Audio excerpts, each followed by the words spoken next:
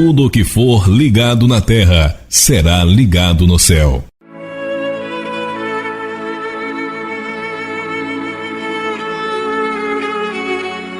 Nesse horário, passamos a apresentar A Caminho da Luz. Programa redigido e apresentado pela AME-GV, Aliança Municipal Espírita de Governador Valadares, e CRE, Conselho Regional Espírita da 11ª Região. A visão espírita para um novo tempo.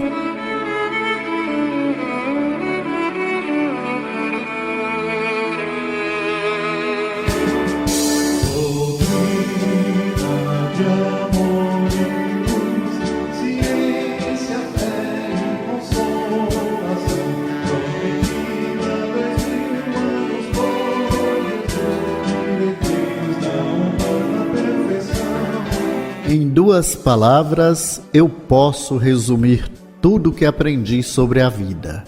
Ela continua. Amigos e ouvintes, iniciamos nesta emissora mais um programa A Caminho da Luz. Uma realização da Aliança Municipal Espírita de Governador Valadares e do Conselho Regional Espírita da 11ª Região do Estado de Minas Gerais. Estaremos divulgando o Evangelho de Jesus à luz dos ensinamentos espíritas. Eu sou Geraldo Rocha e participam comigo neste programa Marta Aguilar, Cornélio Chambela e Ítalo Pifano. Iniciando o programa de hoje, façamos agora a nossa prece inicial. Senhor, ensina-nos a orar sem esquecer o trabalho, a dar sem olhar quem, a servir sem perguntar até quando, a sofrer sem magoar seja quem for, a progredir sem perder a simplicidade, a semear o bem sem pensar nos resultados, a desculpar sem condições, a marchar para a frente sem contar os obstáculos, a ver sem malícia, a escutar sem corromper os assuntos, a falar sem ferir, a compreender o próximo sem exigir entendimento, a respeitar os semelhantes sem reclamar consideração, a dar o melhor de nós, além da execução do próprio dever sem cobrar taxas de reconhecimento. Senhor, fortalece em nós a paciência para com as dificuldades dos outros, assim como precisamos da paciência dos outros para com as nossas próprias dificuldades. Ajuda-nos para que a ninguém façamos aquilo que não desejamos para nós. Auxilia-nos, sobretudo, a reconhecer que a nossa felicidade mais alta será, invariavelmente, aquela de cumprir os desígnios, onde e como queiras, hoje, agora e sempre. Que assim seja. Salvo o humano, nenhum ser na natureza se espanta com a própria existência. Nossos temas de hoje são Sala de Aula, Guerras, Parnaso de Além-Túmulo, Espiritismo é o poema de hoje que Zoraia Bolsoni nos apresenta, de autoria de Casimiro Cunha. Variedades espíritas, o talismã divino. É bom saber, hoje em 2 momentos, a sociedade somos nós e a força dos sentidos. Seara dos médiuns, mediunidade e imperfeição. Fiquem conosco. A Caminho da Luz, o seu programa espírita no rádio. Sala de aula, estudando a doutrina espírita.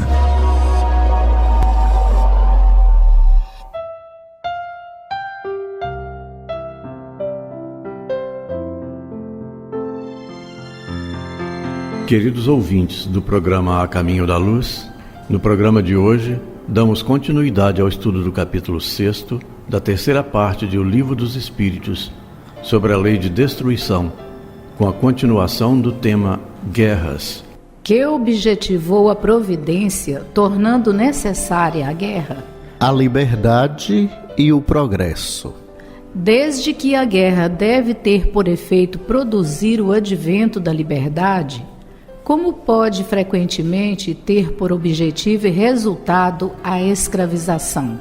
Escravização temporária, para esmagar os povos, a fim de fazê-los progredir mais depressa.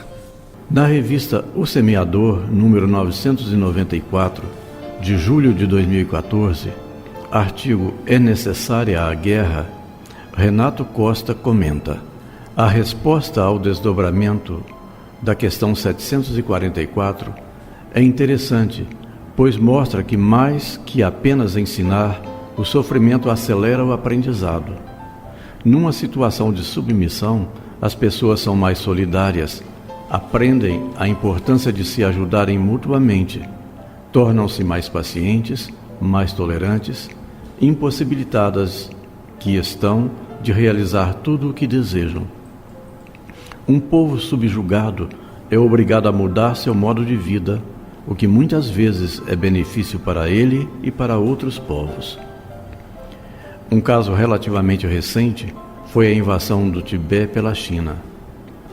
O budismo tibetano, com toda a sua riqueza de ensinamentos, era restrito a conventos encravados naquelas remotas alturas. Perseguidos em seu país, monges e estudiosos foram para a Europa, para a América, fundaram mosteiros, publicaram livros, divulgando por todo o mundo ensinamentos milenares que antes estavam escondidos e eram de conhecimento de poucos. Mas não foi a liberdade a única consequência da guerra na resposta dos espíritos. Eles também disseram que a guerra causa o progresso e, por algum motivo, Kardec não explorou essa parte da resposta. Em que sentido a guerra poderá causar o progresso?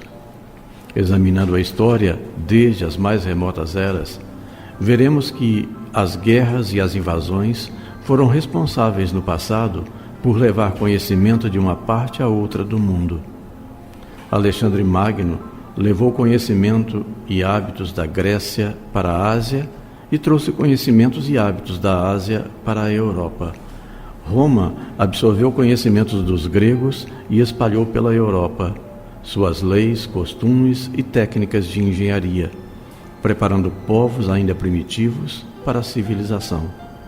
Os hunos, ao invadir a Europa pelo norte e depois descerem até a Itália, causaram correntes migratórias dos povos que fugiam de seu avanço, colonizando regiões antes desabitadas.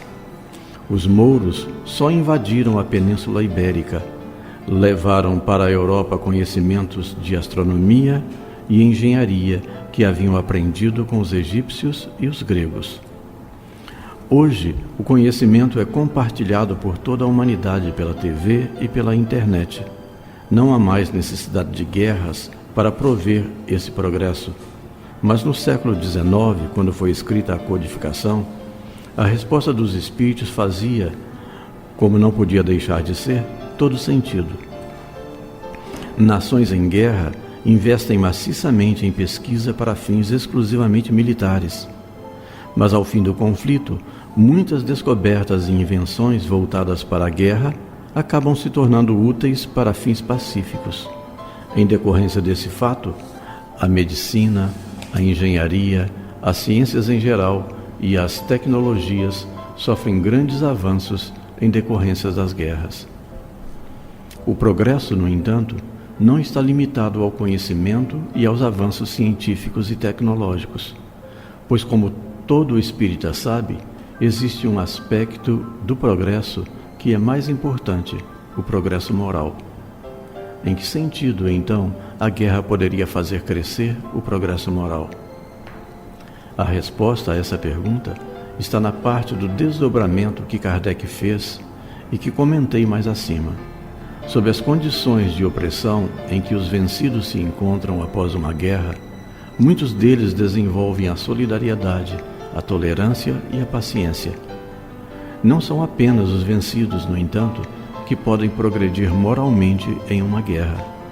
São frequentes os casos em que os horrores da guerra, crianças órfãos morrendo de fome, homens e mulheres aleijados, cadáveres por toda parte, casas destruídas e pessoas aos farrapos, alojadas em abrigos, causam tamanha comoção interna em soldados do exército vencedor que, após a guerra, eles se enojam da vida militar, largam as armas e se tornam pacifistas. Que se deve pensar daquele que suscita guerra para proveito seu?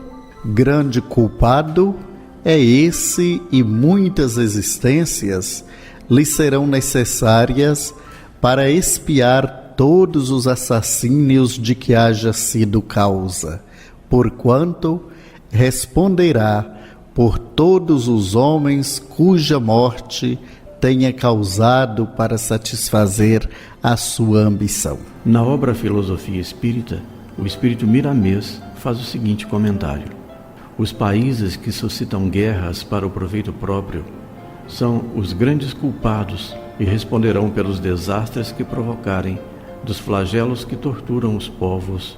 Dizia Jesus: é necessário o escândalo, mas ai daquele que provocar o escândalo. A ambição, quase sempre, é motivo dos países famintos por dinheiro e bens materiais. Os que perdem a guerra, além da derrota e muitas perdas, ainda são surrupiados pelos vencedores, sofrendo expoliações de todos os tipos. Por simples conveniência, os opressores acham que devem fazer justiça pelas próprias mãos com os seus semelhantes, os quais já sofrem muitas necessidades. Jesus, há quase 2000 anos, já preveniu aos intérpretes da lei de Deus o que poderia ocorrer com eles, conforme Lucas anotou no capítulo 11, versículo 46. Mas ele respondeu: ai de vós também, intérpretes da lei, porque sobrecarregais os homens com fardos superiores às suas forças, mas vós mesmos nem com o dedo os tocais.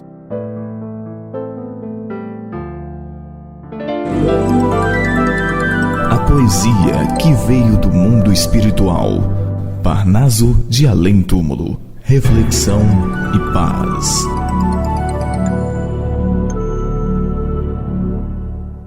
Espiritismo.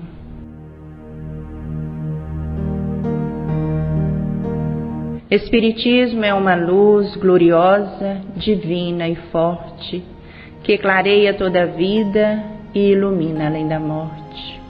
É uma fonte generosa de compreensão compassiva, derramando em toda parte o conforto da água viva. É o templo da caridade em que a virtude oficia e onde a bênção da bondade é flor de eterna alegria. É árvore verde farta nos caminhos da esperança, toda aberta em flor e fruto de verdade e de bonança. É a claridade bendita do bem que aniquila o mal, o chamamento sublime da vida espiritual. Se buscas o Espiritismo, norteia-te em sua luz. Espiritismo é uma escola e o Mestre amado é Jesus. Agenda Espírita. Os fatos e acontecimentos que são notícia. O 11º Conselho Regional Espírita convida a todos para um seminário regional de evangelizadores da infância com o tema Aprendendo, Ensinando, Ensinando, Aprendendo, sob responsabilidade do DIGE, Departamento de Infância e Juventude, a realizar-se no dia 1º de março de 2015, de 8h30 às 16h30, na sede da AME, Aliança Municipal Espírita de Governador Valadares, e do CRE, Conselho Regional Espírita da 11ª Região, localizada na Rua São Domingos, número 148, bairro Vila Mariana, próximo à creche Madre Teresa de Calcutá. As inscrições poderão ser feitas até o dia 26 de fevereiro de 2015 pelo e-mail sandra.inlar@hotmail.com. Aliança Municipal Espírita de Governador Valadares terá reunião pública em sua sede. A partir de março, a nova sede da Aliança Municipal Espírita de Governador Valadares terá uma reunião pública aos sábados às 20 horas, com palestra doutrinária e passes. Os expositores serão encaminhados pelas casas espíritas da cidade no sistema de escala. O objetivo é a utilização do novo espaço com atendimento à comunidade da região da Vila Mariana, onde se localiza a nova sede. A palestra inaugural será no dia 7 de março, às 20 horas, e o expositor será o presidente da Aliança Municipal Espírita de Governador Valadares e também presidente do Grupo Espírita Ana Nery, Hudson Bento. Na sequência do mês, estão agendados o Grupo da Fraternidade Marta Figner, dia 14, o Grupo Espírita André Gustavo, dia 21, e a Associação Espírita Vicente Pifano, dia 28. A Caminho da Luz. Prezado ouvinte, queremos esclarecer a sua dúvida, responder aos seus questionamentos ou conhecer sua opinião sobre o nosso programa. Envie perguntas, elogios ou críticas e sugestões de temas a serem abordados. Anote aí o nosso e-mail, acaminhodaluzgv@gmail.com, ou acesse nossa página facebook.com/acaminhodaluzgv. Aguardamos o seu contato. A Caminho da Luz, a doutrina santa no seu rádio. Variedades espíritas, atualidades, novidades e curiosidades. O Talismã Divino. João terminou dessa forma seu evangelho. Há, porém, ainda muitas outras coisas que Jesus fez. Se todas elas fossem relatadas uma por uma, creio eu que nem no mundo inteiro caberiam os livros que seriam escritos. Assim, há uma imensa bibliografia com histórias extraídas das tradições do mundo espiritual sobre os atos de Jesus. E no excelente livro Jesus no Lar, psicografado por Francisco Cândido Xavier, Neio Lúcio nos remete às reuniões feitas por Jesus na casa de Simão Pedro, no círculo mais íntimo dos apóstolos e seguidores da primeira hora. Naquele cenário de vibrações sublimes, os frequentadores comentavam acerca das faculdades divinas de que o Mestre dava testemunho amplo, curando loucos e cegos, quando Isabel, a zelosa mãe de João e Tiago, indagou sem preâmbulos: Senhor, terás contigo algum talismã de cuja virtude possamos desfrutar? Algum objeto mágico que nos possa favorecer? Jesus passou na matrona os olhos penetrantes e falou risonho: realmente conheço um talismã de maravilhoso poder. Usando-lhe os milagrosos recursos, é possível iniciar a aquisição de todos os dons de nosso Pai.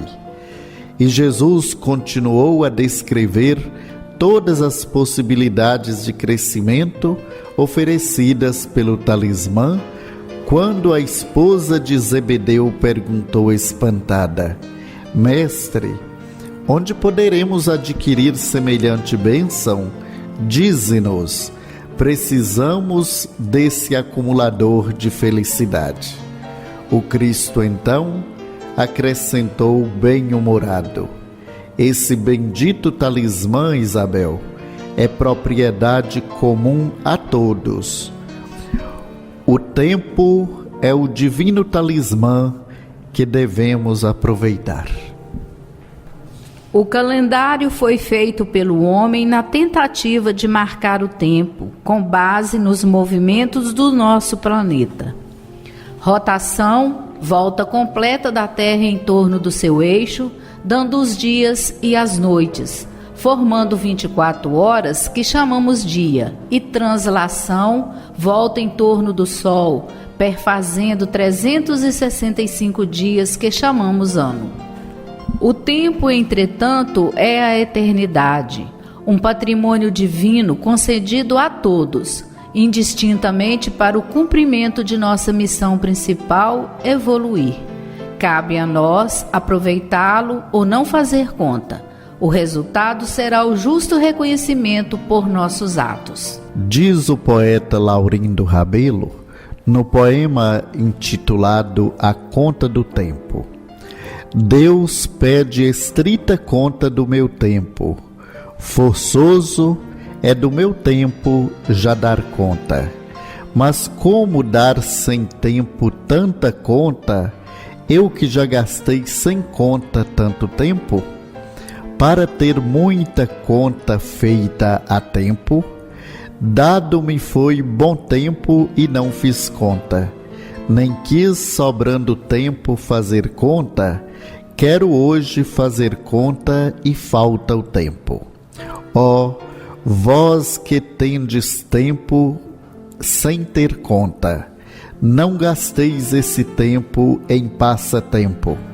Cuidai de enquanto é tempo fazer conta, mas se os que contam com seu tempo fizessem desse tempo alguma conta, não choravam como eu por não ter tempo.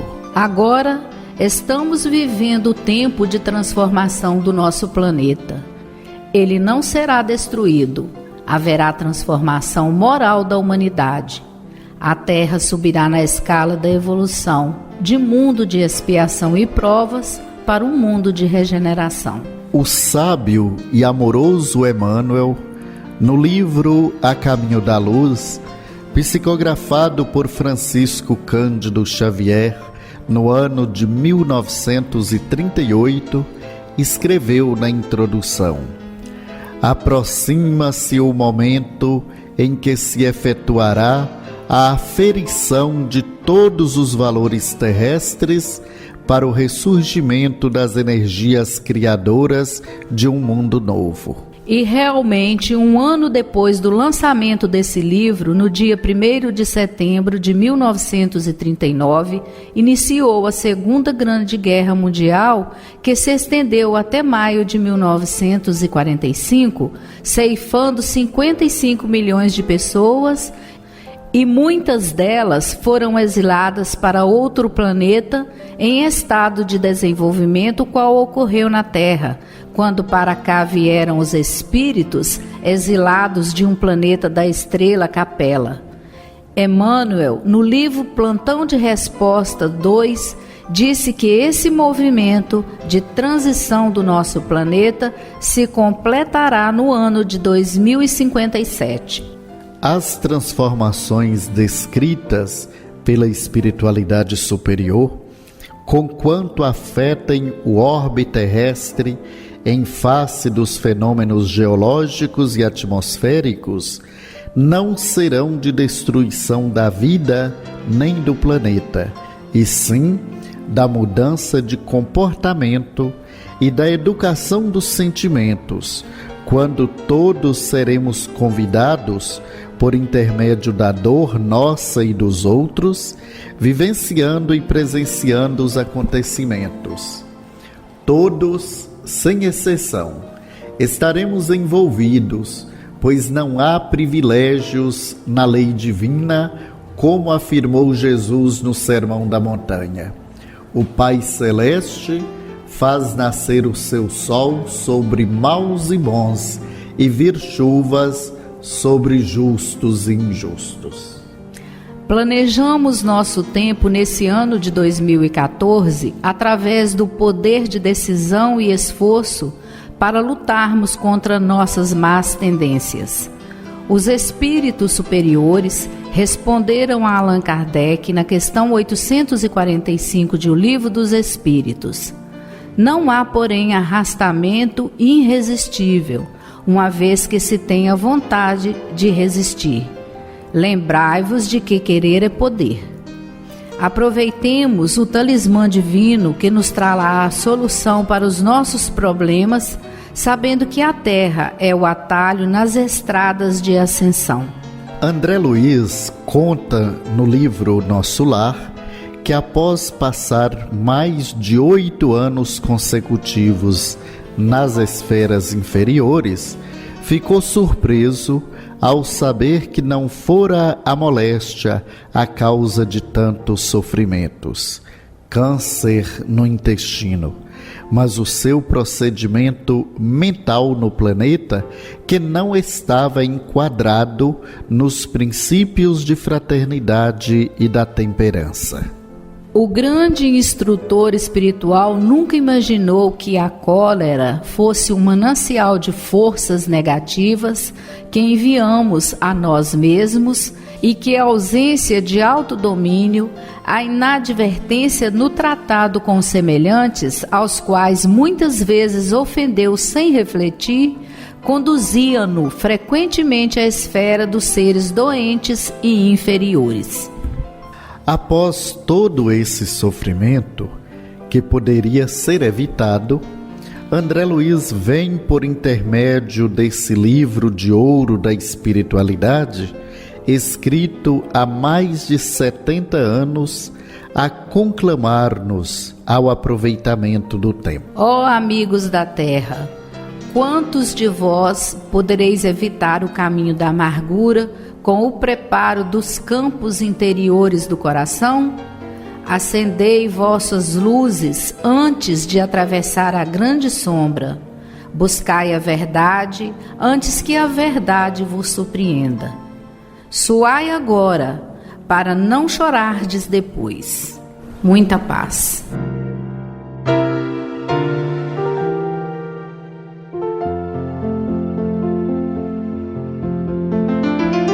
Você está ouvindo A Caminho da Luz. Religião, ciência e filosofia. É bom saber a palavra e a experiência de quem sabe o que diz. A sociedade somos nós.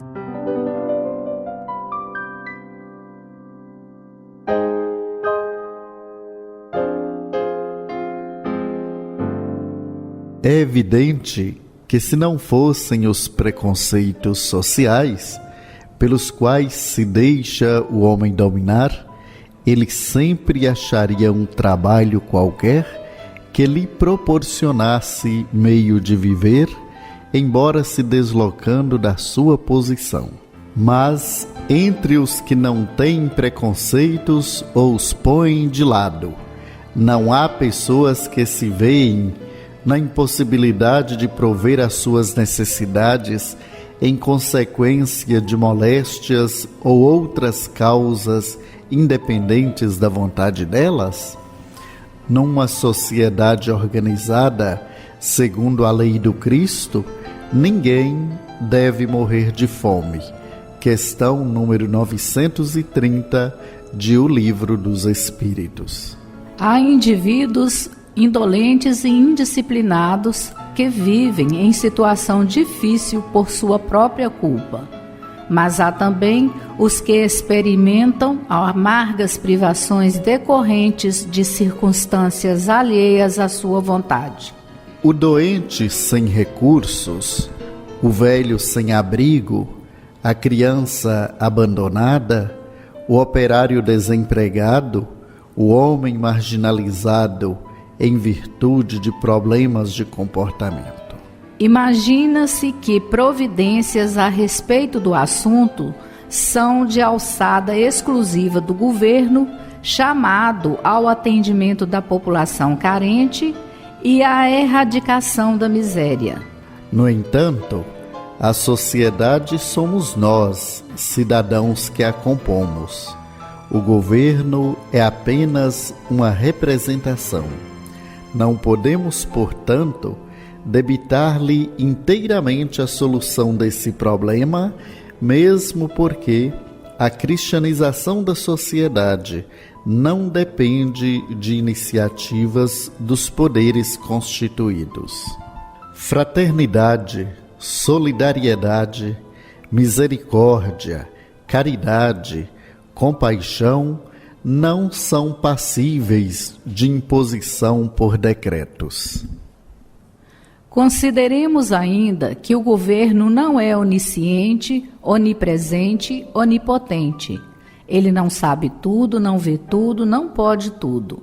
Mas a sociedade como um todo, formada pelos cidadãos que a compõem, pode exercitar essas faculdades na medida em que, diante das misérias humanas, sempre haverá alguém capaz de fazer algo, ao passo que a interferência de prepostos governamentais vai depender de os encontrarmos, de estarem dispostos a fazê-lo e desfrutarem de disponibilidades para tanto. No livro Atravessando a Rua, o autor comenta a experiência de um homem que encontrou um doente ao desabrigo em noite muito fria e suas tentativas para conduzi-lo ao albergue a esbarrarem na falta de uma viatura da própria instituição e de órgãos policiais e hospitalares. Reclamando pela falta de colaboração,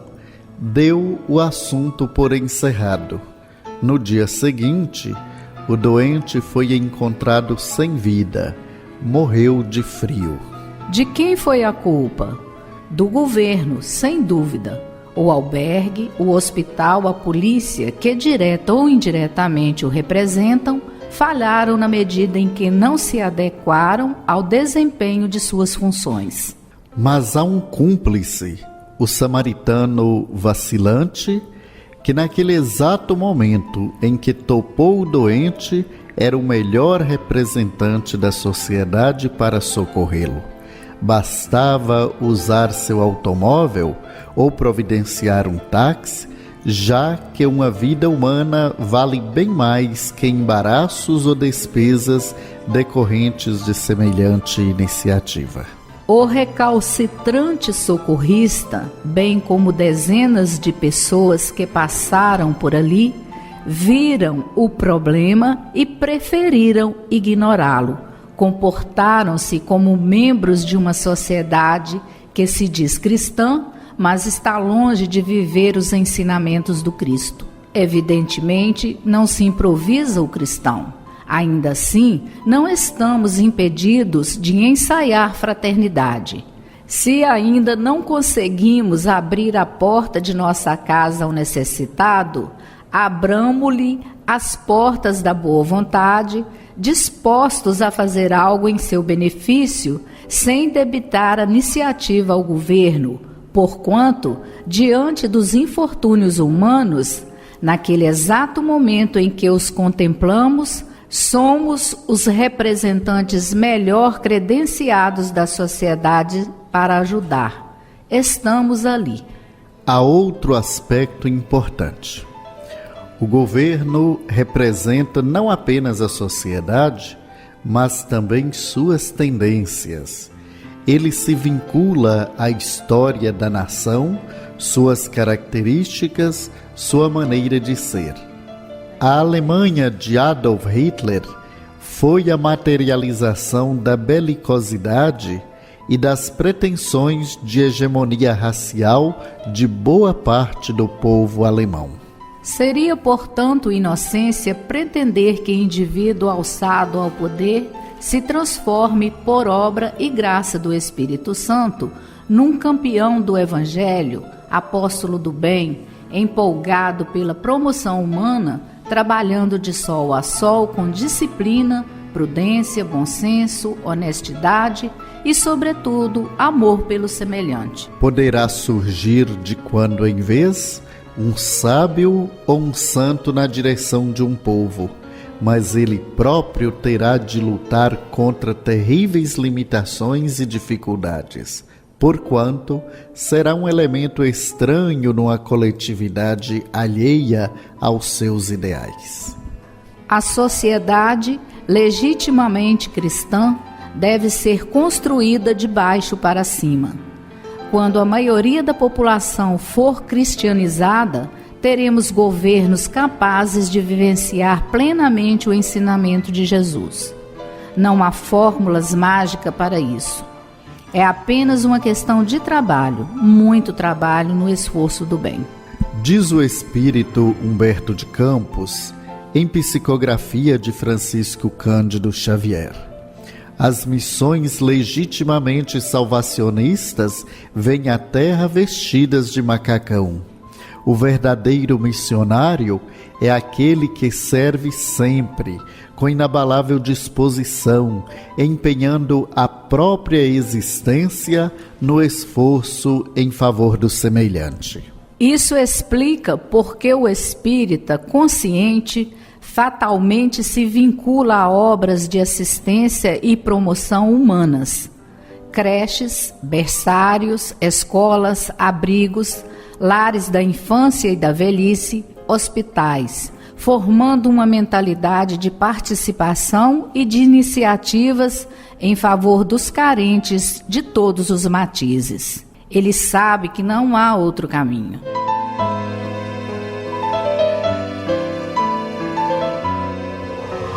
A caminho da luz. Prezado ouvinte, queremos esclarecer a sua dúvida, responder aos seus questionamentos ou conhecer sua opinião sobre o nosso programa. Envie perguntas, elogios ou críticas e sugestões de temas a serem abordados. Anote aí o nosso e-mail, acaminhodaluzgv@gmail.com, ou acesse nossa página facebook.com/acaminhodaluzgv. Aguardamos o seu contato. Você está ouvindo A Caminho da Luz. Religião, ciência e filosofia. É bom saber a palavra e a experiência de quem sabe o que diz. A força dos sentidos.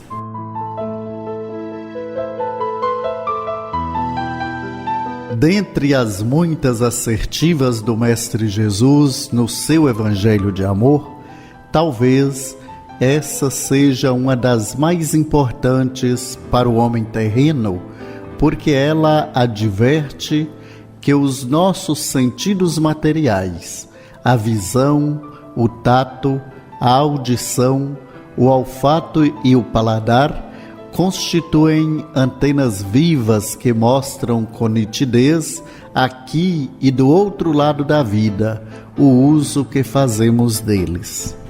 Os nossos sentidos são sagrados e com destinações divinas, por isso não podem ser desviados de suas destinações principais, porque isso faria que o corpo físico entrasse em desequilíbrio, comprometendo a consciência imortal, nos levando ao erro e ao ilícito, atrasando consequentemente nossa jornada evolutiva a caminho da luz.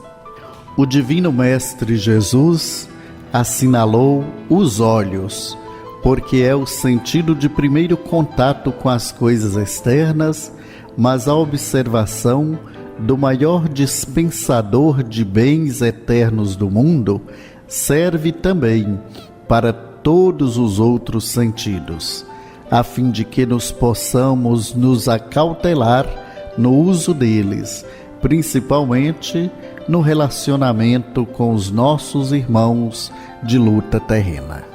À primeira vista, poderíamos pensar que Deus dotou certas pessoas com olhos maus, mas isso não corresponde à verdade, porque em realidade o nosso semblante, a nossa cara fechada, assim como olhos endurecidos, apenas refletem o nosso estado da alma, o teor dos nossos pensamentos e os nossos sentimentos, que afloram no corpo físico, representando o que realmente somos e desejamos da vida.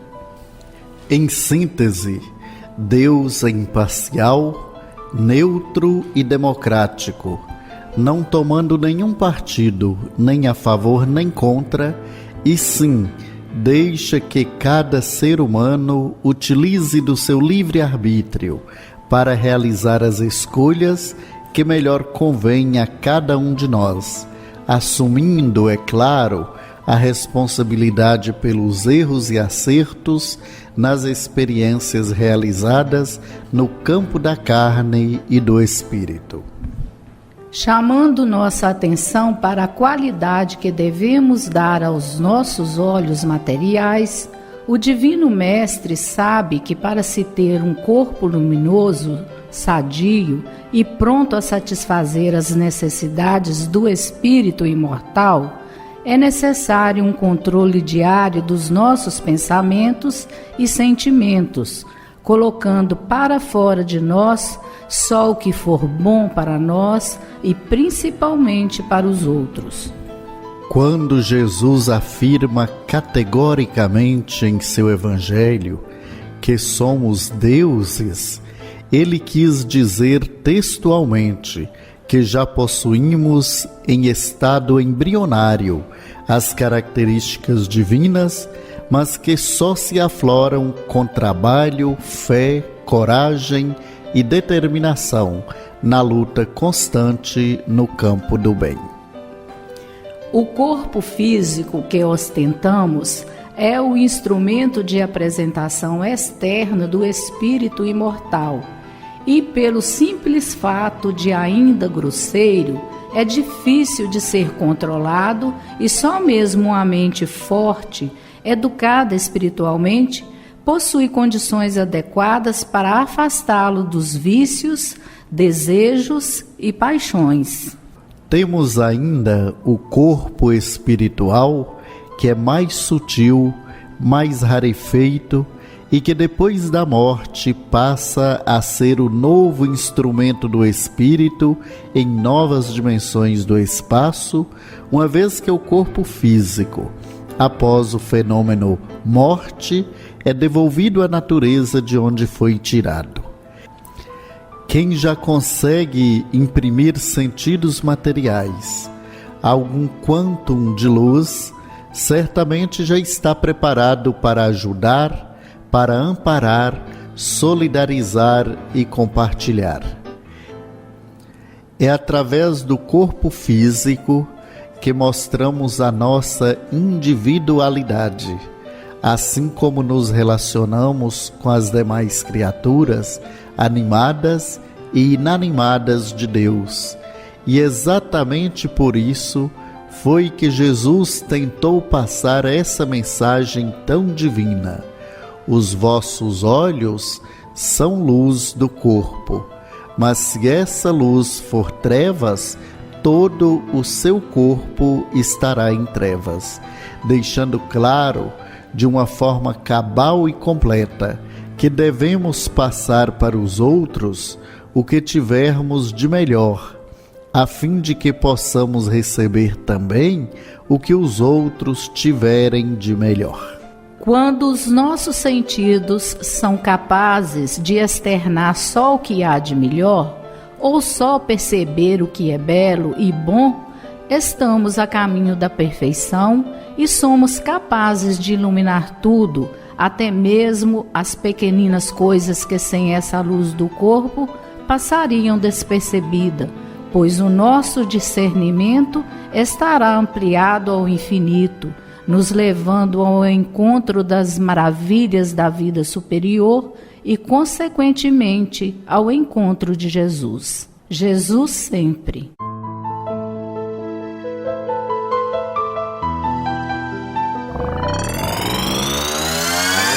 Seara dos Médiuns, amor, caridade e trabalho.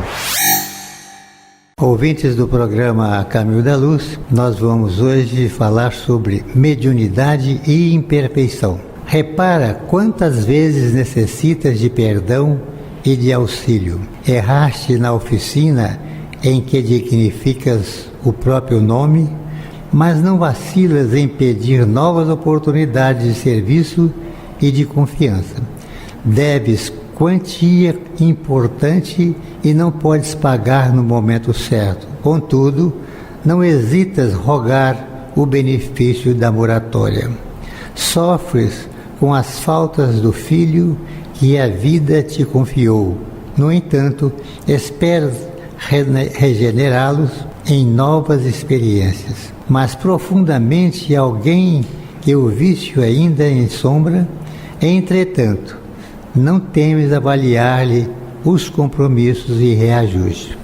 Encontrarás, porém, aqueles que não sofreram bastante para escusar as deficiências alheias, habitualmente empoleirados nas altas janelas das torres de marfim, e que se acolhem para contar as feridas dos que passam na rua da provação. Exigem que os outros sejam modelos completos de heroísmo e de grandeza moral, mas não se dispõem a minorar-lhes o fardo de aflições que transportam. Acusam a terra como sendo um presídio de chagas, mas comem-lhe o pão inicialmente elaborado no trato de lama que a enxada disciplinou. Julgam encontrar em cada irmão do caminho um criminoso potencial. Contudo, não examinam a si mesmos a fim de ver até que ponto hão sido resistentes às tentações. Se tens a consciência desperta perante as necessidades da própria alma, entenderás facilmente que a mediunidade é recurso de trabalho como qualquer outro que se destine à edificação. Por enquanto, no mundo não há médiuns perfeitos, como não existem criaturas humanas perfeitas. Cada instrumento medianímico, tanto quanto cada pessoa terrestre, carrega consigo as determinadas provas e problemas determinados. A mediunidade é ensejo de serviço e aprimoramento, resgate e solução. Nós aconselhamos que aqueles interessados para conhecer a mediunidade e exercê-la, estudar o Livro dos Médiuns para compreenderem o mecanismo da comunicação espiritual. E até o próximo programa, se Deus quiser.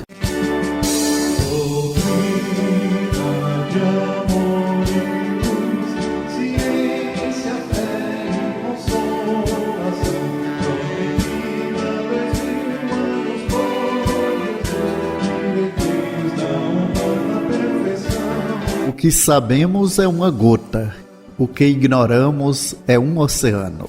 O programa A Caminho da Luz chega ao seu final por hoje. Agradecemos a todos que nos acompanharam, aos irmãos e irmãs que participaram e os bons trabalhos do pessoal desta emissora. Os ensinamentos espíritas continuarão no próximo sábado, neste mesmo horário. Um bom fim de semana a todos os nossos ouvintes, seus familiares e amigos. Façamos agora a nossa prece final. Acalma minha alma, Senhor, que se confrange em pesares ante os problemas mal resolvidos ou sem solução. Acalma minha alma, Senhor, quando a madrugada chega e o sono não vem, para o reclamado repouso do corpo cansado da luta diária. Acalma minha alma, Senhor, e toma minha vida em Tuas mãos. Conduza-me para que eu não me perca nos caminhos tortuosos do desespero e da angústia, que insistentes batem à porta de meus pensamentos e de meu coração. Acalma minha alma, Senhor, equilibra minhas energias e fortalece meu espírito, e assim, somente assim, com Teu amor, alicerçando minha vida, é que poderei vencer, hoje e sempre. Amém. Somente Jesus é o caminho, a verdade e a vida.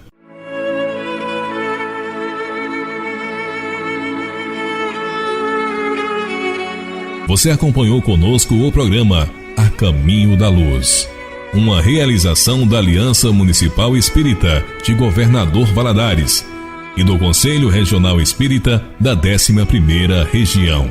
A salvação passa pela caridade.